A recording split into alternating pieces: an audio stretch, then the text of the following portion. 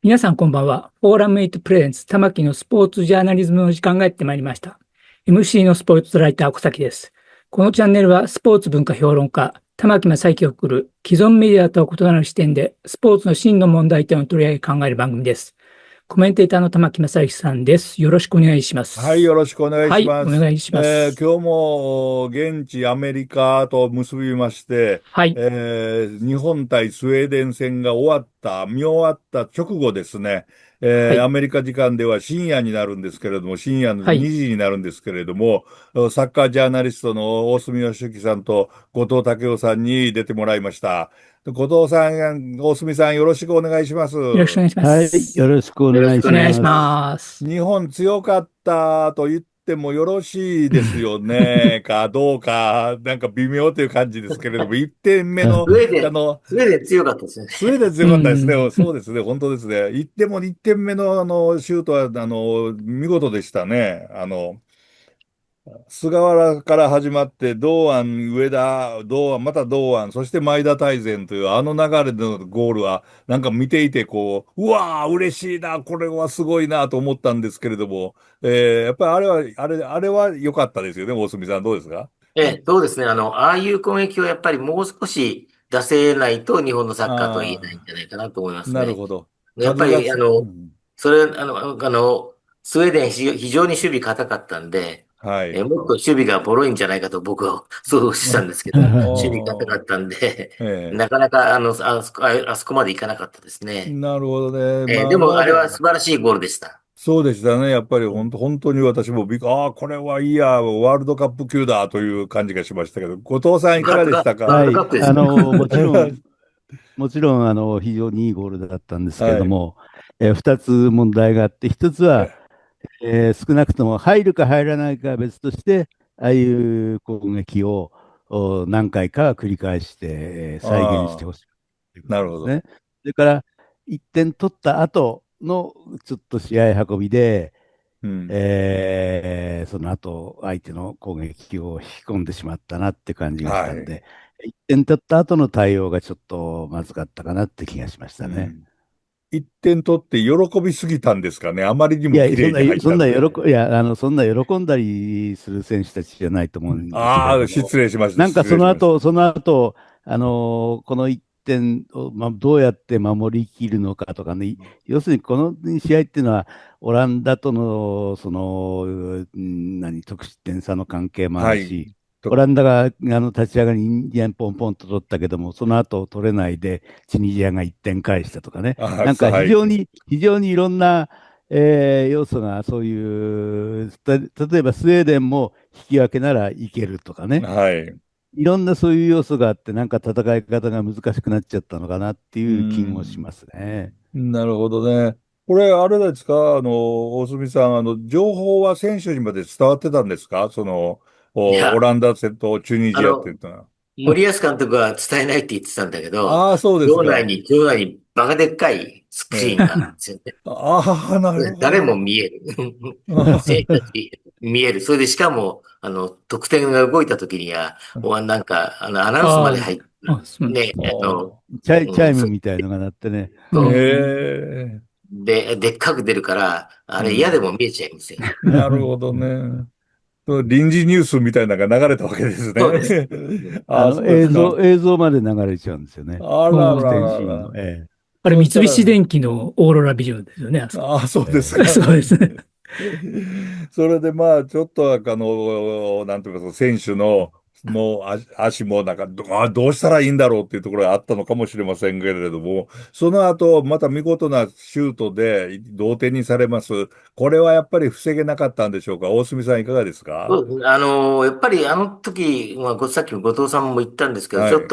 あの、ちょっとふわっとした感じだったですよあね。あ、要するに、日本が1点取れば、もはい。う、スウェーデンはもう追い詰められるわけですよね。そうですね。追い詰められたチームがどうするかっていうことを、やっぱりちょっとね、うん。気がつくのが遅かった。まあ、あれでうんゴールで気がつきましたけど、はい。ちょっと気がつくのが遅かったような感じがしますね。なるほどね。そで、の後、場面ね、はい。後藤さんどうぞ。ゲクレシュがこう持ち込んできて、はい。エランガが決めるわけだけど、そこはい。でついていったのが堂安と中村というね、非常に攻撃はい。的な戦、まあ、堂安はこの大会、非常に守備で頑張ってるけれども、なんはい。かその辺で、ちょっとね、守りという面では甘くなっちゃったとかいううか、ん。相手の動きにね、ちょっとそこでマークを外してしまった、いろうん。んな要素が絡んでると思いますね。うん。まあ、そういう、なんて言いますか、ミスと言えるのかどうかはわかりませんけれども、そういうことっていうのは起こりうることですよね、ある程度はね。その、そうですね。サッカーではよえくあるよことですく よね。まあ、許容できるかどうかは別として、得点につながったのは非常に残念だったとうん。いうあのね、感じ。ああいう点の取られ方っていうか、ちょっと気持ちが緩んで、うん。安心しちゃうっていうか、そういう緩んで、点取られる、大事な点を取られるっていうのは、うん。いい戒めになったんじゃないかと思うんですよね。あ、なるだから、ほど。今度ブラジルってありますけど、あんなことやはい。ったら、1回のシュートで2点ぐらい取られちゃいますから、あ、なる一回でほど。2点そうだね。なるほどね。そまあ、いい戒うん。の後ね、めになったとうん。思います。あ、なるほど。1対はい。1になった後に、結局立て直せないで、その後ずっとスウェーデンが攻める形になっちゃったわけですよね。そうですね。はい。だから、逆転されなかったのがむしろ幸運なぐらいだったんうでね、ん。やっぱり試合運びはまずかったなと思いますね。なるほどね。まあ、オランダと、引き分けた日本が、オランダが、なんか、ボロ勝ちしたスウェーデンだからというので、もう少し点取ってもいいんじゃないかっていうのが素人感覚としてはあったんですけども、大隅さんどうなんですか？やっぱりこの程度ですか？スウェーデン強いですか？いや、スウェーデン、オランダの試合も悪くなかったあ、んですよね。はいはい。で、どっちかというと、スウェーデンの方が攻勢に出ていたう試合だったん。けど、まうん。あ、オランダ決定力があるっていうのは、まあ、わあの、定評があるんですけど、はい。その辺で、ちょっとやっぱり一つ崩れるとガタガタっとなっちゃうようなところがあったと思いますね。なるほどね。後藤さんはいかがだから、ですか？あ、弱くはなかったですよね。はいはいはい。今日の試合、その大量点でもちろん1位通過を目指すんなら大量はい。点を目指さなきゃいけないんだけど、今日の試うん。合はそうじゃなくて、うん。確実に、2位以内を取る、はい。そういう試合なわけですよね。そうなるほど。いう場合には、まず少なくとも失点ゼロに抑えれば、引き分うん。けで日本は、はい。2位以内。だから、まあ、実際、前半の立ち上がりなんか、お互いにね、スウェーはい。デン側も含めて、お互いに非常はい。に慎重な、そうで立ち上がりすね。で入った。そういう中で、だんだん攻撃の力を上げて、前半の、うん。ハイドレーションブレイクの後にね、少はい。しギアを上げて、で、後半の頭に1点先に取れた。そうん。こまではもう完璧な試合運びだったんですよね。なるほど。だけど、1点取った後に、その守りに入って、うん。あるいは、さらに攻めるのかね、なんか非常にちょっうとん。曖昧、何をやりたいのか曖昧になってしまった、そんなな、感じですよね。なるほど。まあ、それもまた教訓として次に生かすのかもしれいや、ませんけれども、次の試合はもう、もっと単純ですから、やることは。あ、もう勝つかとにかく、負けるか、引き分けがないわけですから、しかもそうですね。相手は格上のブラジルですから、そんなそう余ですね。計なこと何も考えない、戦うだけですよ。なるほど。だからそれはまた今日よりも後ほど、はい。はいはい。はい。後ほど詳しく聞くことにして、大隅さん、鈴木ザイオンは素晴らしかったですね。そうですね。さっき、後藤さんが、まあ、幸え、運言いましたけど、はい。幸運プラスザイオンっていう感じでしたね。ああ、なるほど。うん、やっぱこれは、なんて言いますか、この、調子っていうんですか、キーパーとしては、オランダ戦以来ずっと調子を上げているって見てよろしいんでしょうか？いや、調子ではなくて、彼のはい。力ですよね。ああ、なるほど、なるほあの、ど。森保監督が、このチーム、2期目をスタートしたときに、そうですね。ザイオンを抜擢して、で、はい。最初は本当にミスも多かったし、不はい、安定な感じで、うん。見ていらだったんれない時もありですけど、ましたけれどまあ、も、僕も後藤さんも一致したところは、えワールドカップで上行こうとしたらザイオンが必要なんだろうと。うザイオンん、まあ、伸びるのを待とうというなるほど。ことだと。ね。だから、それがね、見事、森保監督の我慢が実った。はい。伸びましたそう、だから、ですね。森保監督にとっては一つギャンブル的なね、選手起はい。用だったわけですよね。アジアカッはい。プでミそうですね。スを続けて、かなり、批判されていた中でも、はい。揺るぐことなく使い続けた。うん。その結果として彼が自信を取り戻す。またいいタイミングでイタリアにね、移籍して、はい。セリアのキーパーとしてやっていくって、そういう経験もはい。積めたし。そうん。の森保さんのギャンブル的なザイオン起うん。用が見事にはまりましたよね。なるほどね。だからこれから先はますます重要になりますよね、彼のああ、力がね。そうです。これから先はかなり打たれそうなところ、シーンで、そうです、太そうです、そうで陽もす。思い切り活躍してもらわないといけないことになるんでしょうけれども、ただ日本人の選手で、中村敬斗がなんかソックスのことでかなりうん。問題を言われたということが、なんか、ネットやなんかでもちょっと騒がれてますけれども、大隅さんどうなんですかこれはなんあ、か。問題が、なんか、出てるんですか？ちょっと僕知らない。ソックスが、そう、主審に注意さそう。れた注意された。のが、ああ、なるほど。それで、だから、都合2分から3分の、外に出なきゃいけなかったんですよね。うん。それで彼はなんか、短いソックスを結構、派で履いていると。もとそれもとそうをなんかですね。うん。主審から注意されて、なんか、うん。ソックス履きで、替えたらしい履きですね。替えたんですねね。え、試合今日、中に。今今日。そうです。今日履き替えたっていう。今日の試合の日話です。あっえ、たっけ？問題は、はい。今までの2試合は う OK だん。ったわけですよね。今日のはい。レフェリーがたまたまそれを言ったって、そうーのん。対応がおかしいですよね。ああ、なるもしそれが問ほど。題であれば、事前に日本チームにこれはおかしいということを言ってもはい、はい。らえば対応できたはずなんだけど、うん。今までの2あの試合は 程度の選 OK だ。手は結構いるんですよ。他にも。だから、うん。これは FIFA になんていうかな、抗議というか問い合わせといはい。うか、日本チームとしてきちっと処理しないといけないですよね、今後のあの、なるほど。ためにはね。なこの間、るほど。中村圭斗に僕話聞いたんですけど、はい、はい。下げてんの、かっこいいねって言ったんですけど、いや、とんええでもないって彼は言うんですよ。おー、彼はすごく足が、釣りやすいんですって。なんかそうらしうん。いですね。それでそれで、今のストッキングは非常に締め付けがきついのあで、あ、はい。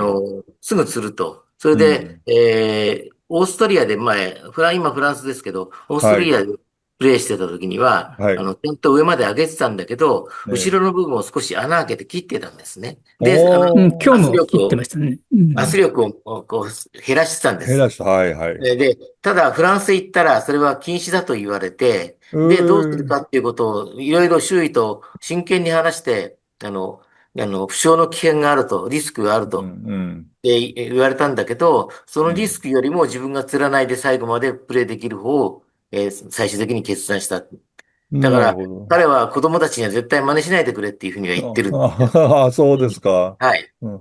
でも、次のブラジル戦では大丈夫ですかね、それで。だからそれをきちっと日本日本、協会はい。代表チームとうん。して、はい。FIFA の見解をね、なるほど。あれしなきゃいけない。で、穴開はい。けてる選手、今いっぱいいますようね。ん。ああ、そうですストッキングか。のう後ろ側ん。に穴開けて入ってる選手。だからそれがどこまで許されるのかね。うん。その辺はっきりさせて、試合中にそんなこと言われても困るわけではい。すからね。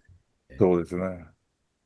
まあ、それはもう、それこそスタッフの皆さんに頑張っていただくことにして、今日は板倉選手が、前半で、変わっちゃうということになりましたけれども、大隅さん、これは大丈夫なんでしょうかね。なんかいや、ちょっと心配ですね。やばい。あそんなに重くない。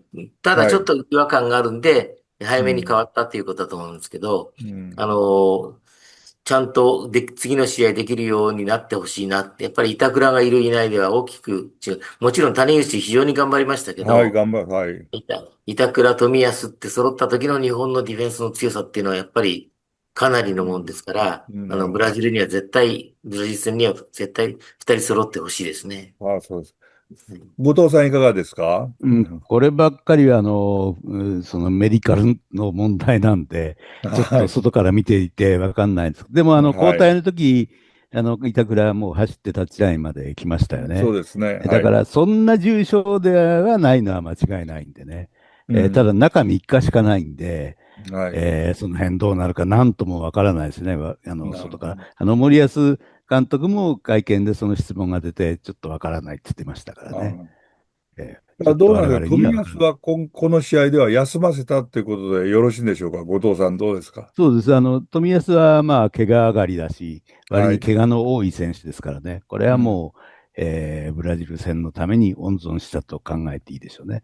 なるほどね。さあ、この辺で、大隅さん、今、日本の抱えている、今度ブラジル戦が始まって、それこそもう負けたらおしまいという、ここから本当のワールドカップが始まるんだって言ってる人もいるぐらいですけれども、ここで日本の、なんて言いますか、心配な点ってないですか？そう。心配な点。なんか板倉の問題とか他に。いや、今日の試合見てて、やはり三笘か久保か、どっちかは欲しいっていう感じがしましたよあね。あ、なだるほど。からまあ、久保がどの程度でも戻ってくるのか、ちょっうとわからないんん。ですけど、今日うん。もベンチ外でしたから、はい。ナッシュビルに残してきたらしいですから、そうですね。はい。えあの、久保が、今日出てるメンバーで言ったら、中村敬斗ぐらいしか、相手を自分でこう抜いていけうん。る選手っていないんですね。うん。そういう状態なるほど。だと、最後の攻撃の時にやっぱりパスパスパスだと、はい。ああいうふうに今日一点うまくいきましたけど、はい。一人で抜ける選手がいると、そのパスもまた生きるようになるし、なるほど。それがちょっとね、心配ですね。その久保、辺あたりは、うん。今日は堂安が前の方で、プレーしましたけれども、なかなか堂安が、なんとかですか、カタールの大会の時に、見事なゴールをドイツ戦で決めたような、ああいう活躍っていうのはなかなか期待できないもんなんですかね。大堂安杉さん、が、後藤堂安がさんどうぞ。最近点取れてないんですよね、代表でね。そうです。守りえがすごく守りに専念しているような、素そう、晴らしい守り今はあ大会はるんですけど。そうですよね。ええ守備の方、やってますからね。うん、ただ今日はその守備、サイドの守備、の役うん、割から解放されたんでね、少しはい、得点、かなり期待していたんですけどね。うん。シュートまでいけないのは何か理由があるとか、そういうのあるんですかね。後藤さんいかがですか？え、堂安自身が。まあ、だから最近はウィングバックでの起用が多かったんで、ちょっとうそのシャん、ドウに入った時に、ちょっと違和感があったのかもしれないですけどうね。もうちょっとん、積極的に狙っても、シュート力、相当し、外からも打てるシュートうん。力がありますからね。そうもうちょっですね。とシュート打ってもよかったですよね。ブラジル戦ぐらいでは頑張ってほしいなと思うんですが。ドアン、ウィングバックやっててもね、中に久保がいる、あるいは伊はい。東純也がいるっていう状況であれば、う結構、ん、入れ替わりながら、攻撃にううん。まく絡んでいけるんですよね。で、なるほど。今日はまあ、菅原、ペアが菅原だったんで、菅はい。原は本当にディフェンスうん。タイプの選手ですから、はい。まあ、非常にいい攻撃を持ってるんですけど、やうん。っぱり、いつものコンビネーションはなかなか出せなかったですね。なるほどね。そのあたりで今日の試合で振り返ってみると、伊東純也とかが入った時に、やっとジョーカーが入ってきて、ここで、試合の流れ変えるのかなと思ったら、意外とそうはならなかったっていうところ、何か大隅さん原因があっいや、たとか。もう試合の流れがもう、スウェーデンに傾いてましたから、うなかなかん。ボールをつないでビルドアップして、伊東純也はい。のスピードを生かすっていうようなはい。プレーはなかなかできなかったですね。だから、なんか、まあ、伊東純はい。也が悪いとかなんとかではなくうて、ん。チームとしてそういう状況だったっていうことだと思なるほいます。どね。なんかテレうんビで見ていしかも、ても、はい。堂安と伊藤の組み合わせじゃない形でね、は出てきましい。たからね。そうですね。まあ、今日は、それに一人、長友が出ましたけれども、長友はここで出しておこうという感じだったんでしょうかね。どうですか、大隅さん。まあ、狙いとしてはね、やっぱり厳しい状況だったんで、そういう時はい。に精神あー的なものを期待したんだと思いますけど、なるほど。まあちょっとプレーとしては、あの、このレベルでするのはきついかなっていう感じはしますけあ、そうど。ですか。マンマミうん。ーヤーはダメですかね、マンマミーヤーは。わからないですけど。うん。後藤さんどうですか？いや、まさにあそこで出てきたことがまんまミーヤなのかもしれないですけれども、なるほど。かなり厳しいですよね。うん。え全体が日本チームがきっちり守りきってるところで出てくればね、またそれはい。なりのこの守りを最後まで続けようみたいなメッセージが入っなるほど。たかもしれないけども、日本うん。が結構押し込まれてる時に入ったんでね、難うしかったと思いん。ますよね。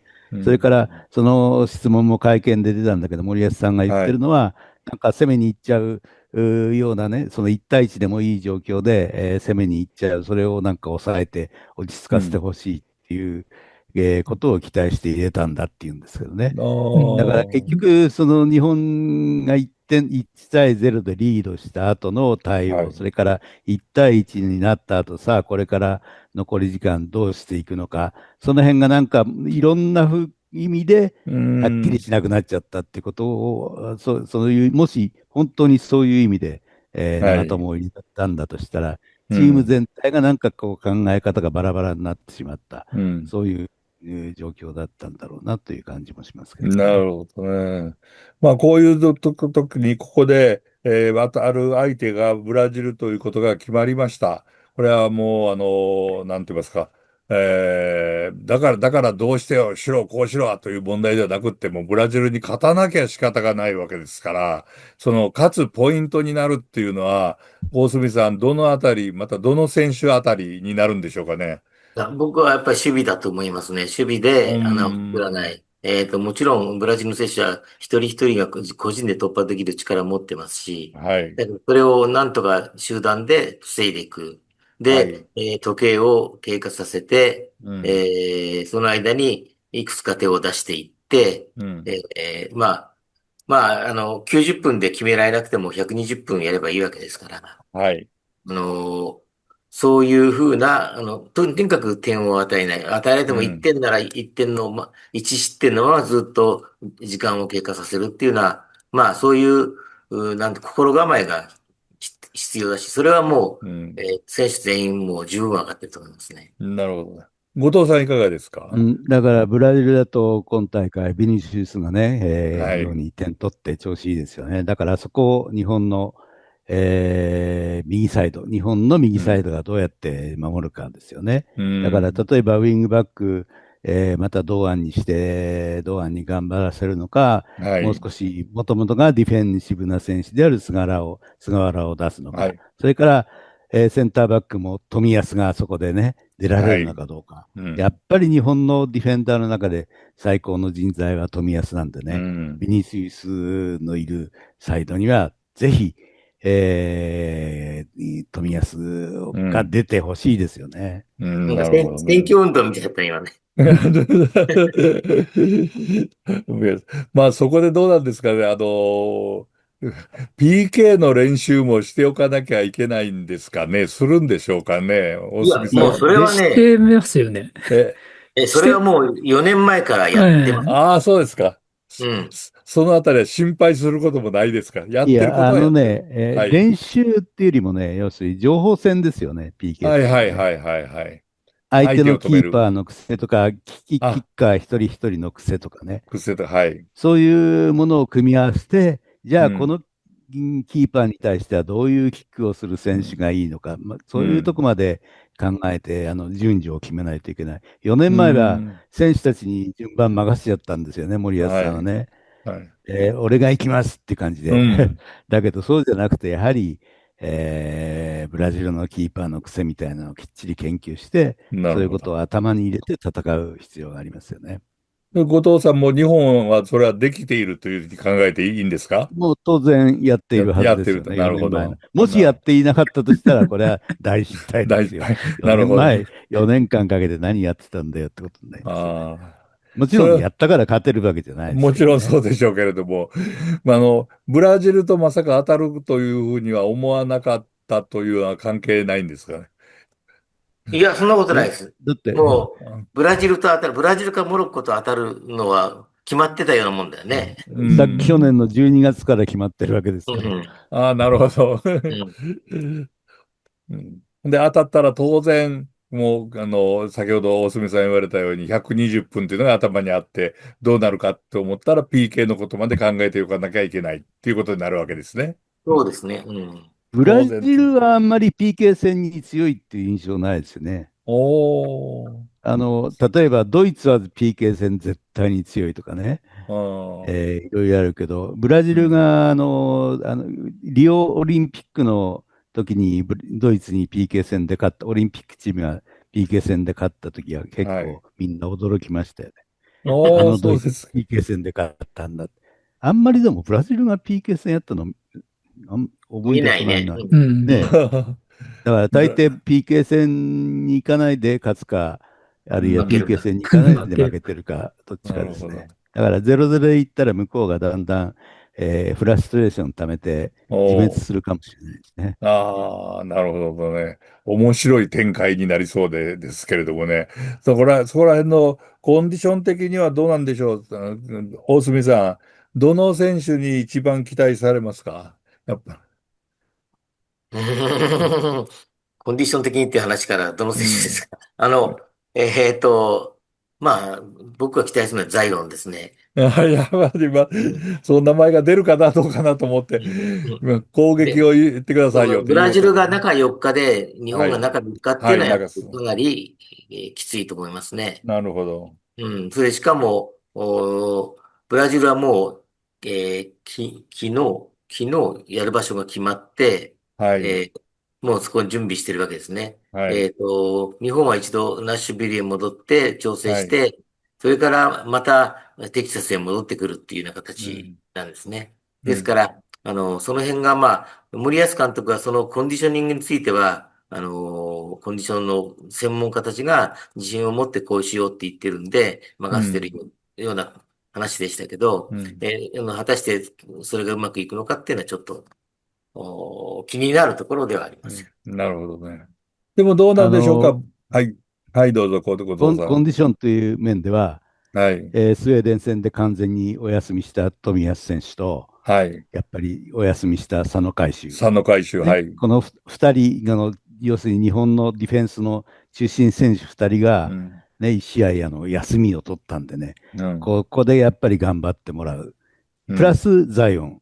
ここではい。頑張れば、ブラジルをなんとかゼロで抑えていく、ことができるんじゃないかなっていうことですよね。なるほど。それでどうなんでしょう、後藤さん。ブラジル戦、うまくいって、うまく勝てれば、かなりいけますね、これは。といや、いう。ブラジルに勝つと次のラウンドはブラジルよりはだいぶ組みしやすいう相手ん。と当たること。まあ、はい。ブラジル以上の相手ってそうたくさんないでしょうからね。そうですね。もうちょっと先までね、いけるうんかもし次はね、その、れないです。2位同士の対戦の勝ち上がりチームなんでうん。すよね。はい。はい。そう。だかうん。ら、本当にブラジルに勝てば、そのうん。次もっていう可能性は十分あります。この前出ていただいたときに、大隅さんも後藤さんも、このラウンド32が一番の大問題だと。こうん。こを抜ければ、なんか、先が開けるかいや、もしれないというようなこれは、話で。はい。これはもう去年の12月に組み分けが決まった瞬間から、うん。もうこの大会はこのラウンド32が山だっていうのは、うん。もうみんな分かってるはずなんですよ。なるほど。でこのグループリーグは、まあ、オランダ、スウェーデンってヨーロッはい。パのチーム、スウェーデンっていうか、当時はまだどっから来るか分かんなかったんはい。だけど、はい。ヨーロッパ2つと一緒になったんで、ちょっと厳しいかなってういう死のん。組だ。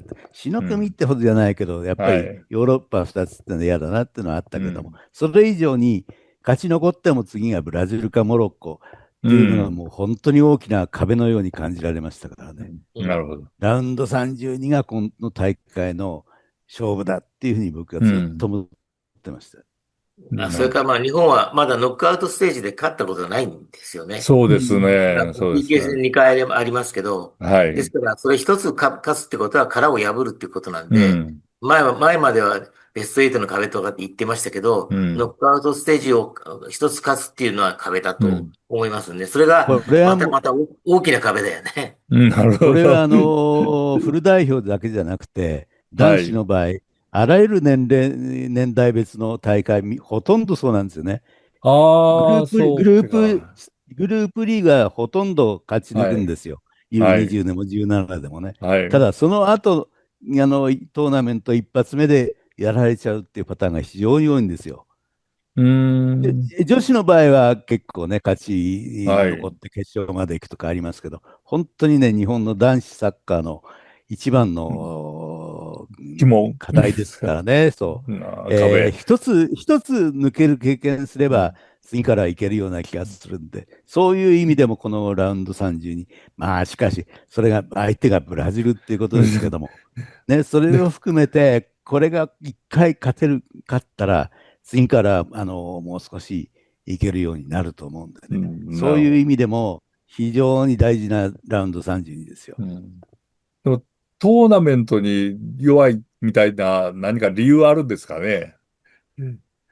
今まではね、えこれまでの日本代表ってのは、グループステージの時に、あ、本当に全力で戦ってきたはい。わけですよ。はい、そうですね。ね、そうしないと勝ち抜けない。はい。そうするとだんだんもちろん疲労も重なってくるし、はい。なんか勝ち残ったことで一安心してしまうとかうね、あっん。たんだけど、今回の代表はそうじゃないですよね。もうはい。最初からもうその後のことを考えながら、はい。選手たちも、ベンチもそのことをずっと考えて戦っうん。て、その中で勝ち点を積み重ねて、予定通り、勝ち残ったわけですからね。予定通り、今まではい。よりはその余力を残して、これから戦うん。うことができる。ただ、相手がブラジルになっちゃったということですよね。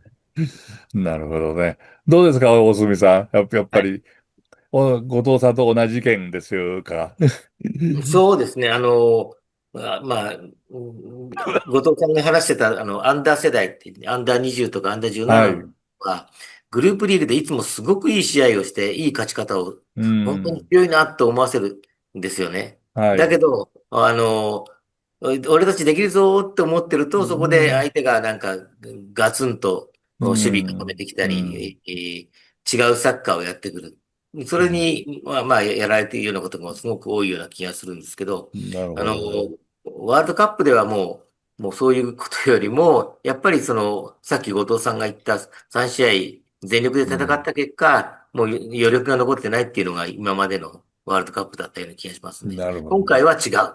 なるほど。うだかん。らブラジル相手に、まあ僕はこの、グループリーグのオランダ戦、チュニジア戦、はい。はい。今日のスウェーデン戦と3スウェーデン、はい。試合見てきましたけど、決して森保監督のもう今の日本代表の最高の試合をやってきたわけじゃない。はい。あのまだ出し惜しみしてるうん。のか、あるいは、うん。調子が上がりきってないのかよくわからないんですうん。けど、あるいはまあ人がいないってこともあるかもうしれない。ん。肝心な人がいないっていうことはあるかもしれないけうん。ど、あの、この次の試合でやっぱりその最高のものを出さなければ勝てない。もうこれうん。から5試合最高のものを出し続けていくっていう、うん。うーことがね、すごうん。く必要だと思いますね。だから、うん。すごく楽しみなブラジル戦ですね。ああ、いいですね。我々も楽しんで見られるようなになりたいと思いますけれども、後藤さん、勝つうん。でしょうか？あの、それは、やっぱり、じゃあ、どれぐらいの確率で勝ちますか、はい。それはね、五分にはやっぱり言えませんよ。ブラジル失は強い礼しました。ですよ。はい。ブラジルは強いですよ。はい、はい。だから少しひいき目に見ても30%。うだけどん。30%になると十分あり得る可能性ですからね。うん。なるほで、ど。だから3割打最初に言っ者ですよ。たように、今日の試合、スウェーデン戦っていうのは、もういろんな得失点差とか、他の試合の状はい、況とか、はい、はもうい、考えることがありすぎて、なんか、はい。ちょっと曖昧になってしまったんだけど、うん。今度はもうはっきりしてます。ブラジルという強い相手に守りきって、なんとかしてそれを倒すという、先のこと考える必要ない試合ですよ。はい。そんな先のこと考えてて勝てる相手じゃない。もうとにかく一試合に全力を、尽くして、なんとか勝つために戦うんだっていう、もうそれはだから非常に、ある意味、日本のやりやすい。選手たちによっては分かりやすい、やりやすいわかりやすい。部分もある。だから勝てるわけじゃないけど、でも、はい、もちやりろんやすいと思う。わかりやすい。なるほど、なはるほど。い。大住さん、はい。勝つとしたら1対0ですか？どうですか？ 2 対1じゃないですかね。1点おー、先に取られる、あるいは先に取って追いつかれる。で、なるほど。相手が傘にかかってくる。そうん。こをポンとやる。2うん。対1。この前の東京でやってた時には2点取られて3点で大逆転しましたけれども。あれは参考にならないですね。そうですか。後藤さんはいかがですか？参考になるのはアトランタオリンピックじゃないですか。あの試合、あブラジルのシュート、雨あられ、だけど、あ、は川口い。義勝が当たりまくって、はい。全部止めちゃった。止めだから、て。鈴木ザイオンがうん。当たりなる。まくって、全部止めちゃった。はい。で、なんかの拍子に、攻めていったら相手がミスをして1点入っはい。たっていう、そういう形。なるほど。例えばイタリアワールドカップのアルゼンチンが勝った試合、ブラジはい、ルはい、のシュート、雨やられ、だけどはい。ポストやバーに当たってどうしても入らない。うん。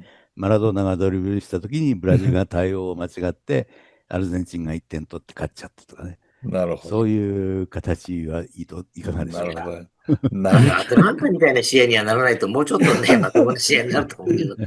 なるほどね。マラドーナいないしな、日本にはな。なるほど三笘ね。がいれば、三三笘が笘がマラいればね。ドーナになっうん。三笘がマラドーナになってくれたかもしれないけど。まあまあまあ、ないそういう意味では、ものねだりはやめるとしまし久保が、て。久保がうん。実は本当は元気でもうすごい活躍するとかね。なるほど。久保はどうなんですかね？情報ないんですかね？ね、出られるってこと情報、はないです。もし元気だったら情報を隠してるわけですよね。ああ。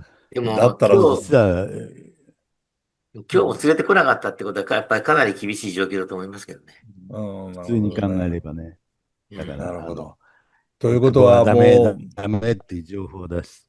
う、ザイアオンがジジのよ止めまくった後にロングボールを出したら、相手のバックスとキーパーがぶつかってコロコロコロと転うに。げてというそうそう。ような試合を思い出しましたけれども、そうなるかどうかは別としまして、大いに期待することにしましょう。期待できますよね、大隅さすごく楽しみです。期待っん。ていうか、楽しみですね。どんな試なるほど。合見せてくれるのか。なるほど。後藤さんいかがですか？うんうん、本当にだから今度はもう本当に勝負ですからね。はい。余計なこと考えない。見てる方も余計なこと考えない。なとにかくるほど。何でもいいから、どんな形でもいいから、ブラジルを倒す。こんな楽しい話ないじゃないですか。ああ、いいですね。よくわかりました。本当によくわかりました。また、取材続けてください。また、はい。スケジュールの都合でお呼びするかもしれませんので、一つよろしくお願いします。大隅さん、はい、よ後藤さん、ろしくお願い今日はありがとうします。ございました。深夜なのにどうもありがとうごありざいがとうございました。ました。どうもありがとうございありがとうごました。ざいました。はい。皆さんご覧いただきありがとうございました。次回のフォーラム8プレゼンツ、玉木のスポーツジャーナリズムを楽しみにしていてください。それでは皆さん次のエピソードでお会いしましょう。さようなら。